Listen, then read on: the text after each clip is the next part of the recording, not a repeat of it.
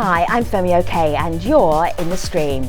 Today, when drawing becomes dangerous, we explore the power and the peril editorial cartoonists face as they challenge authority around the world.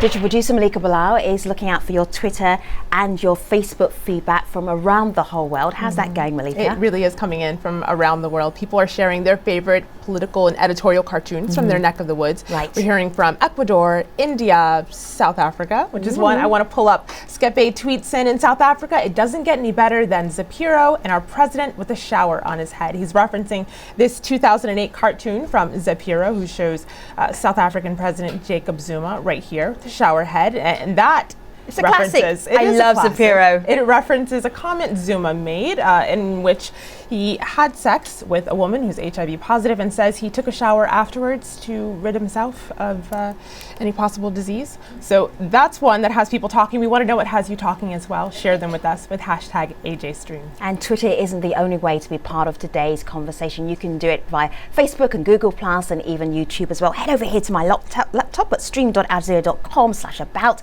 and there you'll find all the various ways that you can be in the stream and in this conversation. I'm Yasser Batar, and I'm the Community Outreach Coordinator for the Syrian Coalition DC mission, and I'm in the stream. They've caused riots and mobilized revolutionaries. Editorial cartoons may look harmless, but they can be incredibly powerful. Just this month, major publications have been labelled racist, anti-Semitic and anti-Islamic for carrying controversial cartoons. Rallying the public is all in a day's work for cartoonists, but it comes with a cost. Hate mail is one thing, but some cartoonists have landed in jail and they've been attacked and even killed for their opinions. So why and how do editorial cartoonists do what they do, and does their work really matter? With us to talk about this, Malaysian cartoonist Zulkifli Anwar Haq, better known as Zuna. He's been jailed and charged with sedition for his work. In Doha, Sudanese cartoonist Khalid Al-Bey, whose work helped inspire Arab Spring revolutionaries. Hello. In Porto Alegre, Brazilian cartoonist Carlos Latouf, who's gained notoriety for his controversial take on the Israeli-Palestinian crisis. And in Philadelphia, American cartoonist Signe Wilkinson, the first woman to win a Pulitzer Prize for editorial cartoons. It's great to have all of you here in the stream. Let me get the conversation started with Zuna, and your mission as an editorial cartoonist. What is it? What are you trying to do? Yeah, my team is to fight through cartoon. This is to fight through cartoon. It's my team. So the mission for me is maybe it's different from other political cartoonists around the world. Right. Because it depends on what country we are living in, what type of government we have. So in Malaysia, we have repressive and corrupt government. So our job is not just to being critical to the government. Political cartoonists, if I'm talking about me, my country, that's what I do. We have to stand up. We have to make a stand and fight. I'm looking at one of your cartoons right now, and it's got Malaysia as a tree, and then underneath it, am I reading this correctly? Does that say racism underneath the tree? Because racism is very huge problem in Malaysia, and the government want it. Yeah. In order to break and rule the races. Out of the corner of my eye, I could see Carlos just nodding violently there when you talk. When Zuna was talking about why he was a cartoonist, what his mission was. Did that resonate with you? Do you have a slightly different mission, Carlos? Well, I think he's got the point. The political cartoonist has a very interesting duty, but also difficult because. I think our mission is to highlight what the mainstream media won't do, or the government is trying to hide from the audience. We are always touching sensitive issues. So apart from being editorial cartoonist, making cartoons for illustrating articles or something for newspapers, etc., I also think it's very important to put your art at the service of the social movements, to seek a change, to put the cartoons as a tool. I used to say, when the protesters in January 25 in Egypt started to use my cartoons in the protests and placards, they turned the cartoons into weapons, like a stone or a Molotov cocktail or a Kalashnikov. They also use the cartoons as a weapon. Wow, equating a Kalashnikov to a cartoon. Well, our community has its own thoughts on how these can be used. Nasreen says, I feel that cartoons serve as a translation of the politicians' speeches, as we know too well how much they beat around the bush. But Signy, I want to go to you with this next series of tweets. There was a conversation going on online. Anthony writes in, the key to editorial cartoons is whether or not it's funny. If it isn't funny, it just comes across as rude. And someone wrote back, David says, defining funny should be the next step, isn't it? How do we define funny? Who gets to decide? And of course, what's funny in one place isn't necessarily funny in another. Well, that's, everybody has their idea of what's funny. And if a cartoon is attacking someone, that person usually does not think it's funny, even if everybody else in the world does. But there's sort of a controversy in the United States among cartoonists on exactly that issue, whether the cartoons are meant to provoke or fight or stick up for ideals primarily, or are they to amuse? And I think it's not one or the other. You need them.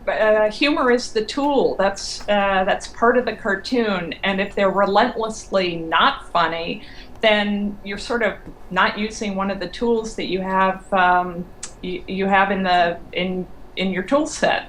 See, Signy, I'm looking at one of the cartoons that you have on your Twitter feed right now, and I did laugh out loud, but it's kind of in a sad way. So we're at the Sochi Olympics and ski jump. So the ski jumper is ski jumping with some major security going on here. How did you decide to come up with that cartoon? What was the gag that you were going for? Does the gag come first, or does the cartoon come first? Or actually, that one, it's interesting.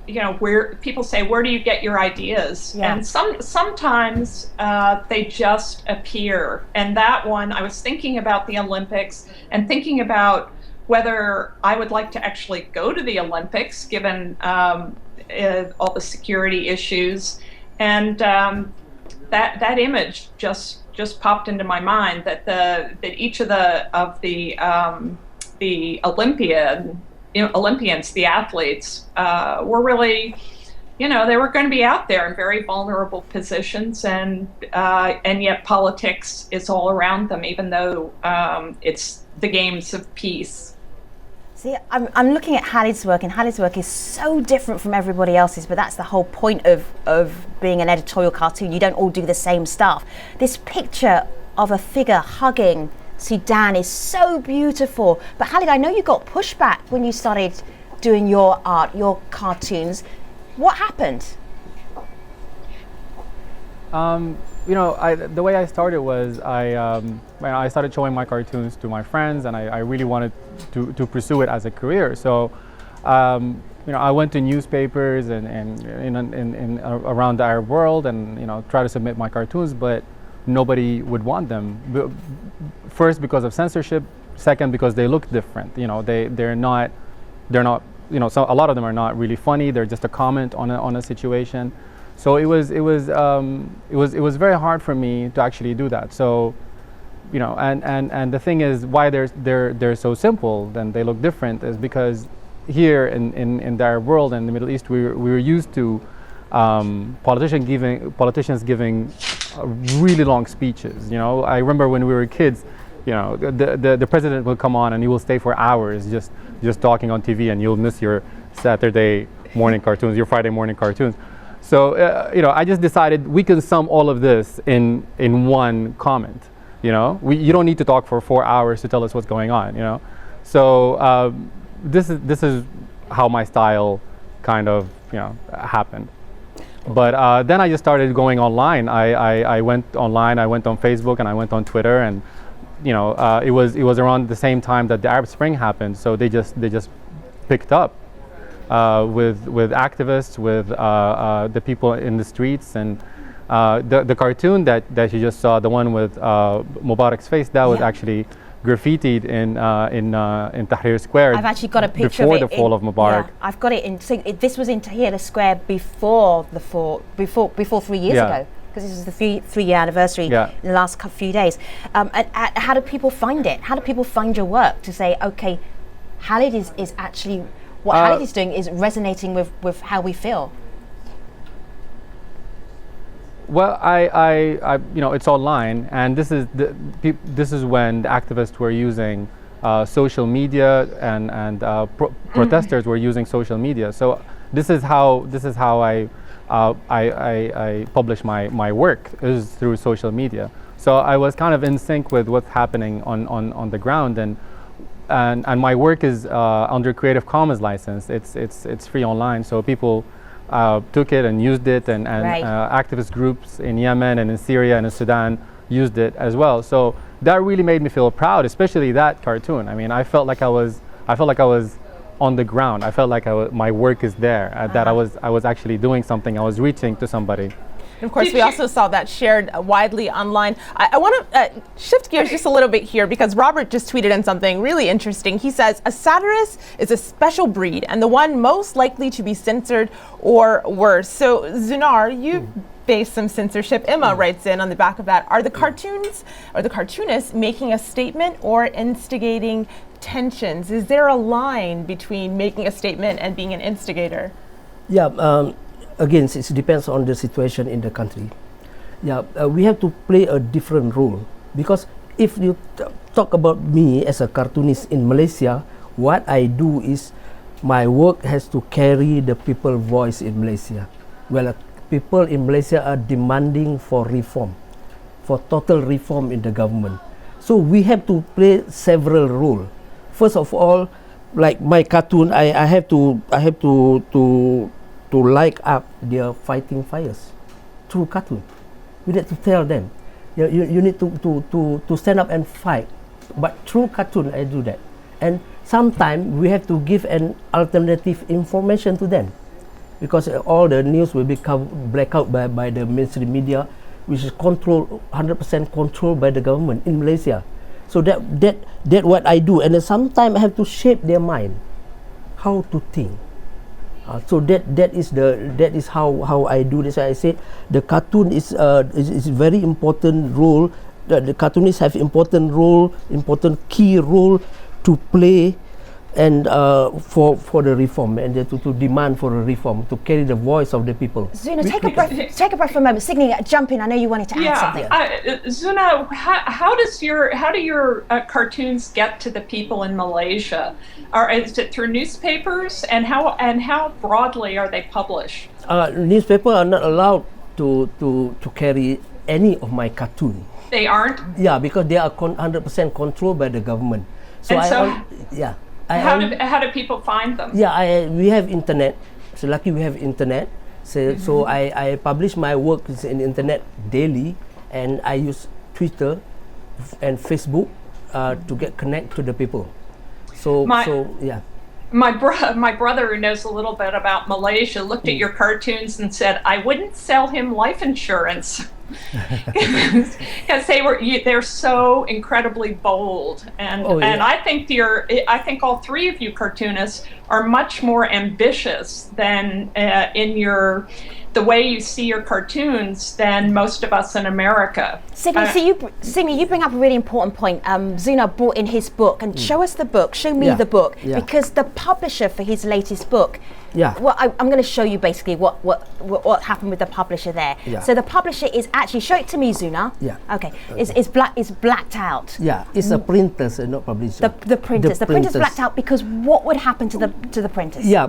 Because in previous books, the government, what the government did when we published the printer's name, actually the law stated that it is compulsory to have a printer's name print in the book. So you have to put it in, but you blacked it out because why? Because to the security of the printers. Because normally the government, the police officers or the government will raid the company, right, and warn them they will lose their license. The license will be revoked if they I want to memory tackle this deflator. area of risk and security and safety, Carlos. Some of your work is very controversial, very provocative.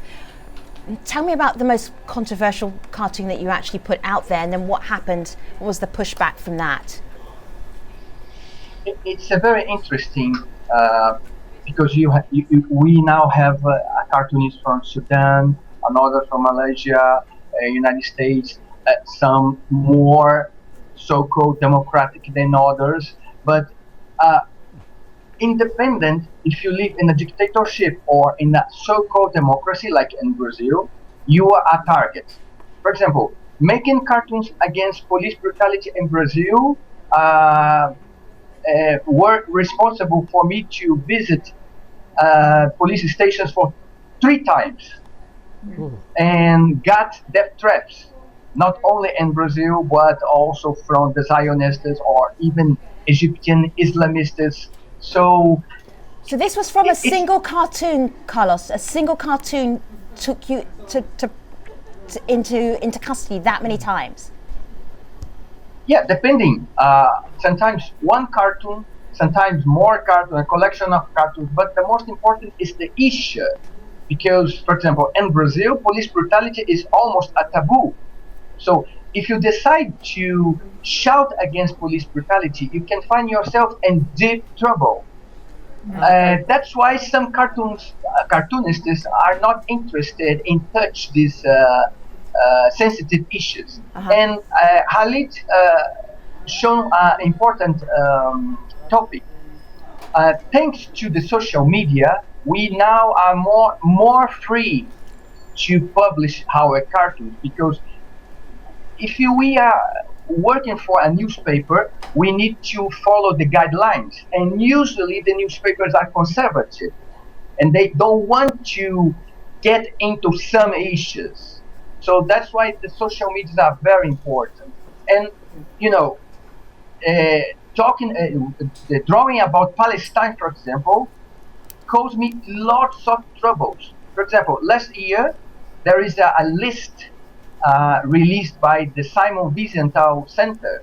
They say they are a human rights organization, but in fact they are a pro-Israel organization. They have an annual list of the 10 most anti-Semitic persons and organizations in the whole world. And they put me in the 3rd most anti-Semitic for making a cartoon depicting the Prime Minister of Israel, Netanyahu, as a baby killer. He's squeezing the body of a Palestinian child from where he's getting votes in a ballot. And they say I am anti-Semitic, the 3rd more anti-Semitic. The first one, the Muslim Brotherhood, the second one, the Iranian. Carlos, this brings up Carlos, this brings up this whole area between satire and maybe when you cross that line between satire and being offensive. Do you have a line between satire and offense? Of course. What is it? I'm gonna give you an example. For example, if you make a cartoon of the Prophet Muhammad, and I'm not Muslim, I'm free to speak about it. If you make the Prophet as a suicide bomber, it's not to spark a debate.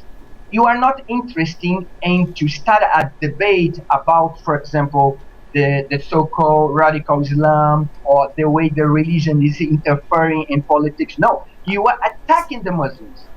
So that's your line. That's where you're crossing the line, when you're attacking a faith as opposed to making a point. That's where you draw the line. For example, I can criticize you and not to call you names. All right. Okay. All right, Carlos, take a breath. Take a breath, because the community want to jump into. Well, Carlos told us about his line. I think it's also important to note his social media presence. You just tweeted in, Carlos, not too long ago, I'm both an artist and an agitator, with a smiley face. But Signy, I want to go to you with this next series of community comments. Nelson tweets in, editorial cartoons have the effect of comically compelling public figures to be more accountable through satirical shaming. But others say sometimes that doesn't quite work out how they wanted it to. Have a listen to this video comment.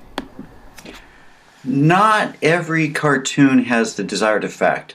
Sometimes working in the United States, oftentimes working in the United States, you end up doing cartoons about politicians that you think are stinging rebukes, and they actually seem to like it, which fills the cartoonist with mixed emotions.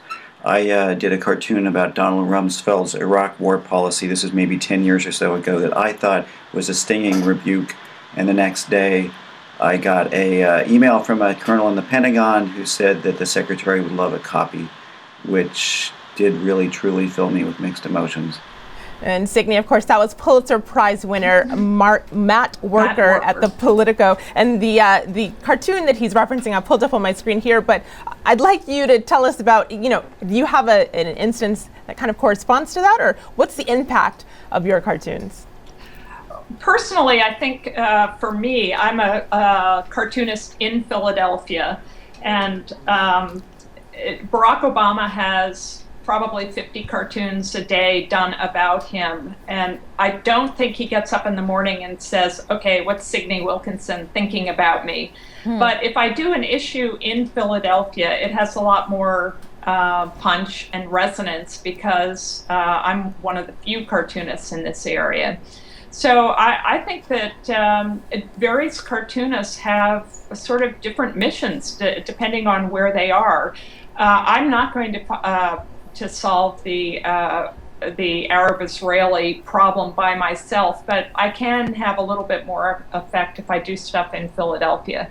And the politicians here, I think one of the things about cartooning in America is that as newspapers go downhill, we have less clout, whereas clearly in Malaysia and in Sudan and other places, a cartoonist is can be one of the main people commenting. I mean, here we've got Al Jazeera now. We've got everybody commenting on the news. So cartoonists don't play as prominent a role as they once did. Signe?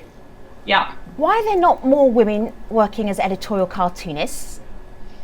Oh, please don't ask me that. I have really no idea. I always thought that that if now that we have many more women in politics, that there would be more women political cartoonists. Yeah. But unfortunately, at this particular time, as I said, editorial political cartooning has kind of on the slide. So smart political women don't go into political cartooning. Oh, they no, find don't say that, Signe, because you're smart. Yeah, but I got in a little bit early. More women cartoonists. We need more. Yeah, All right, so listen, I see this as a cartoonist convention. The convention will continue after hours in the post show at stream.aljazeera.com. But before we go, while Zuno was taking a breath, he was doing a cartoon. Will you talk us through that cartoon? And then Dave on Steadicam will come in there and show us what you did.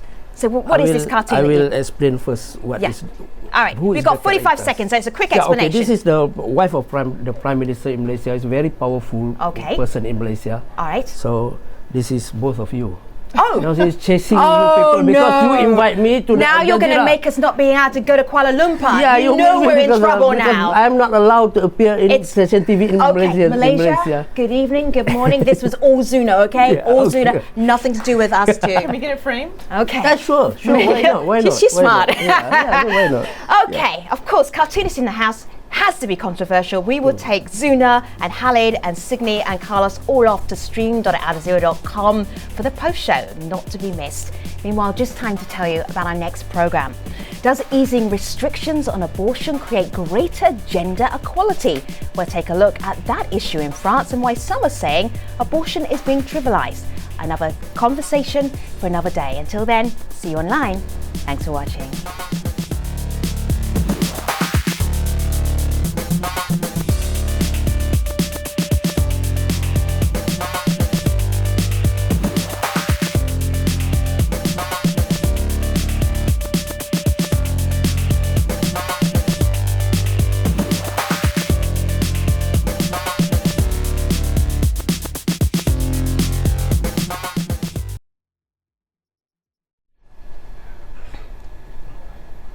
Hello again, this is the Streams Online Post Show. We're talking about editorial cartoons. We have editorial cartoonists in the house. So we have Zuna and Khalid and Sydney and Carlos as well. And while three of our cartoonists were in conversation, Zuna was drawing a cartoon and we want to see it in detail now. So talk us through it. Yeah. So, what do we have there, Zuna? Let me explain the character first. All right, the character. This is the wife of Prime Minister of Malaysia. Now, why have you drawn her like that? What's going on? Is that a lot of hair? Yeah, it's exaggerate. That's how our cartoonists do. All right. It's got the hair like this, and we exaggerate it as big as I can.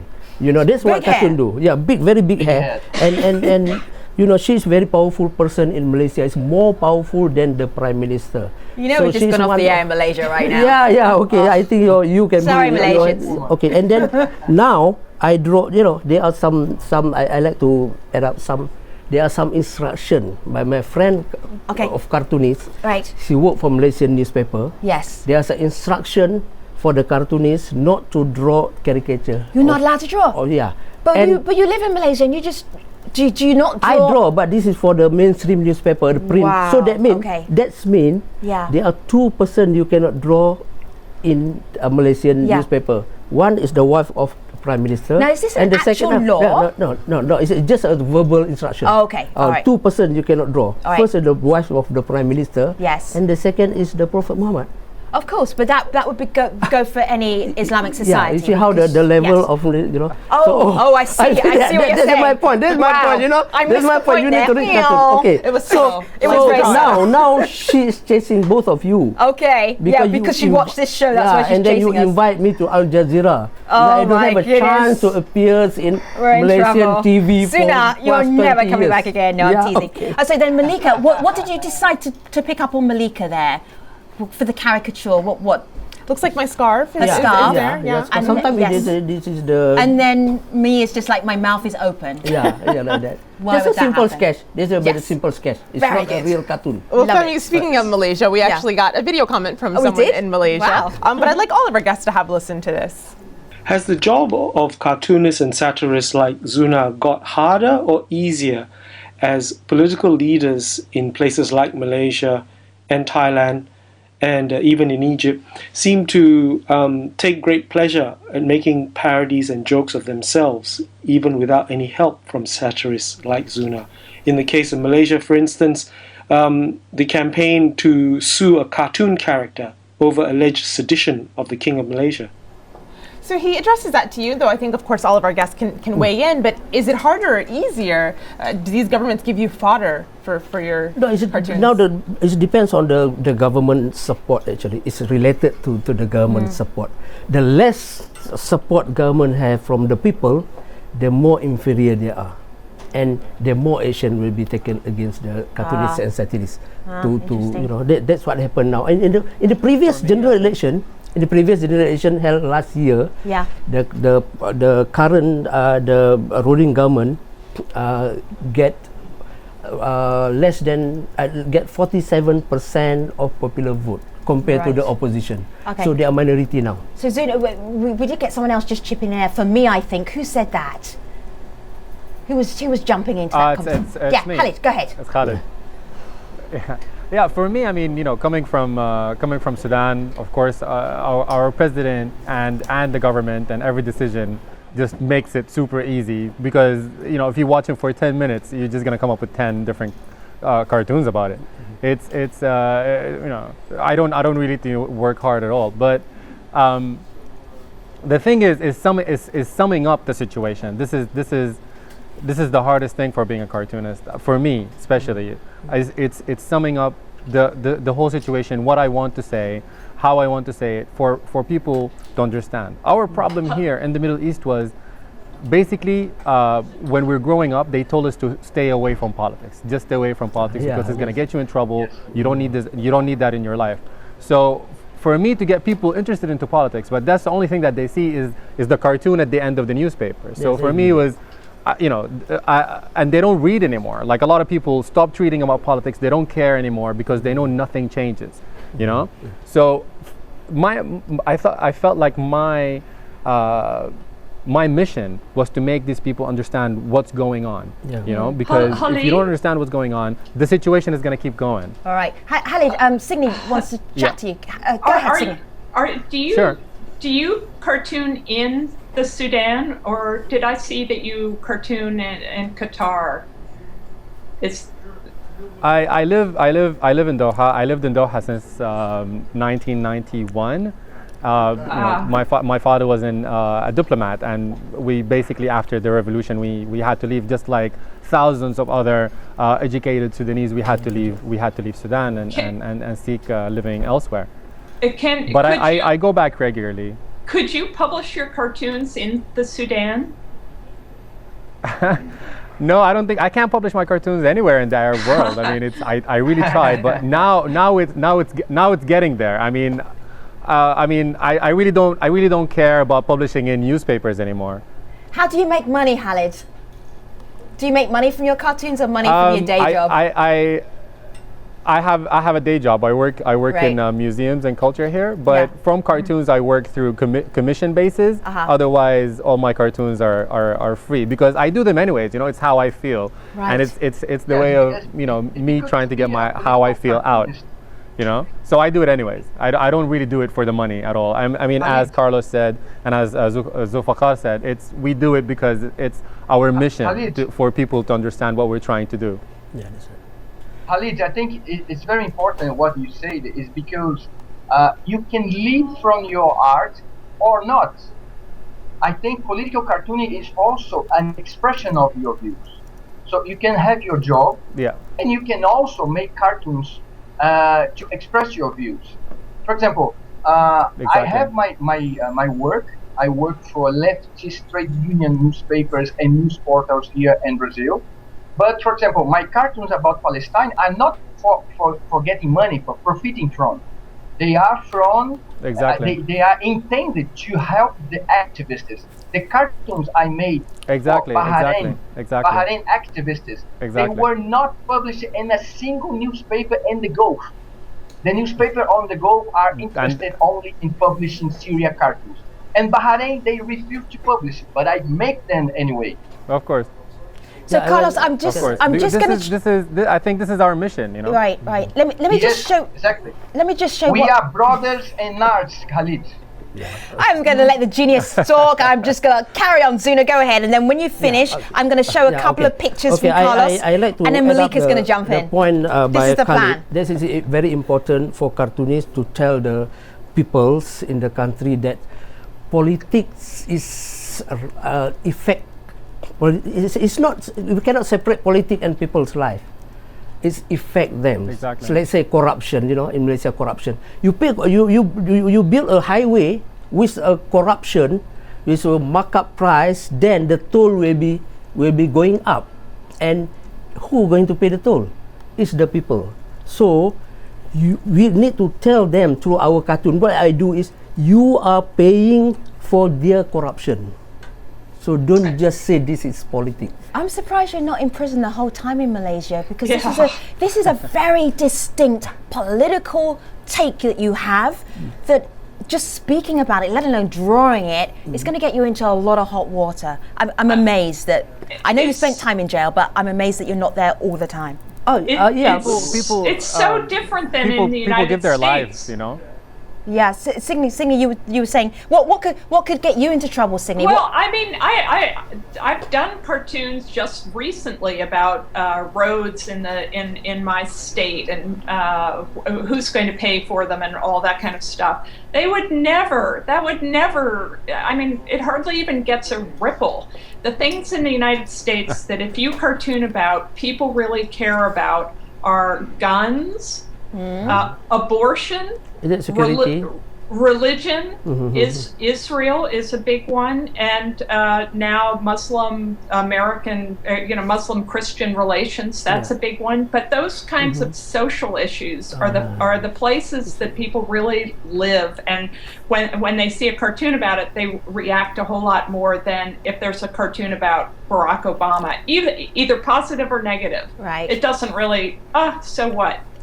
But you know what you guys are really lucky about is, I think cartoonists in the West normally, they have more freedom than cartoonists here. You know, I don't even work for a newspaper. You know, I do this on my own. I do it on social media. I basically exist online, but it's still, I need to, I can't say the message that I want to say straight up. So even the cartoonists that work in newspapers, even me, myself, I have to work around the issue because it's really dangerous. Like if you piss off the wrong people, anything can happen, you know? So that's why I think the cartoonists in this part of the world are more creative. Like we work around the issues, you know? Even before the Arab Spring, when, did you say you were more the cartoonists creative? in the newspaper. How did you just say you were more creative? Did you throw down the glove there? I think you're we're more creative than the because- Western editorial cartoonists.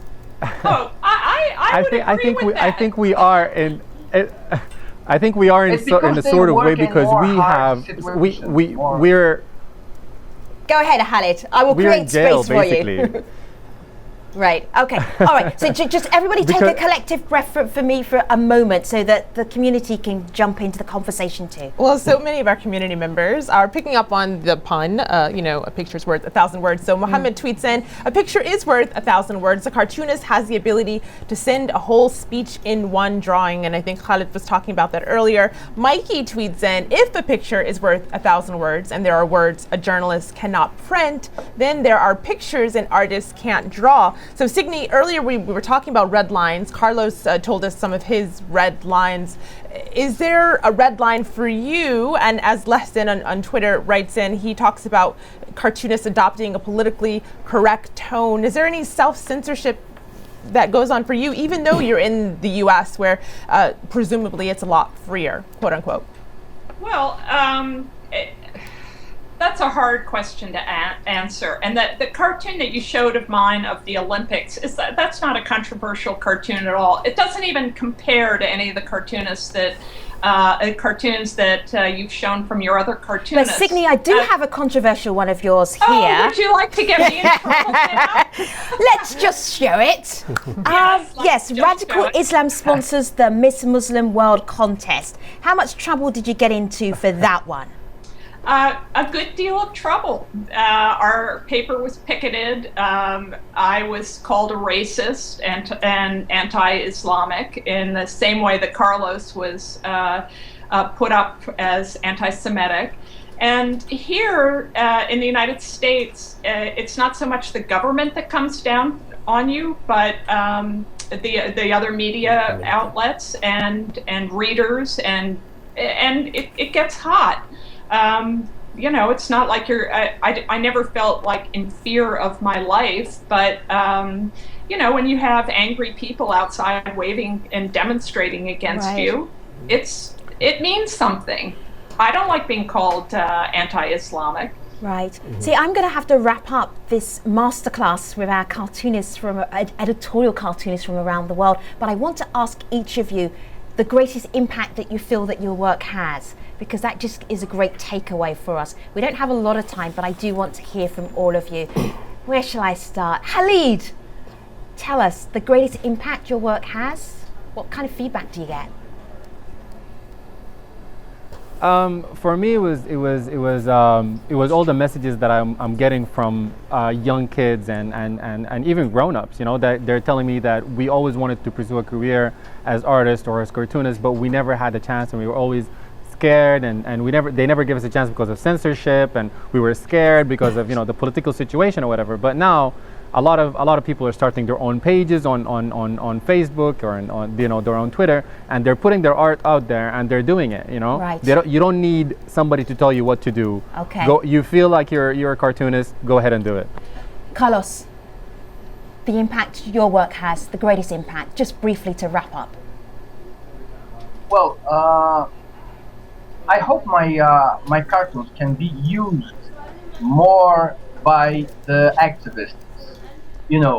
When you publish a cartoon in a newspaper, today is the newspaper. You read the newspaper today, tomorrow you are putting the fish in. You are using the paper for other things, So the most important thing is to have in mind cartoon is not only a drawing to illustrate a newspaper.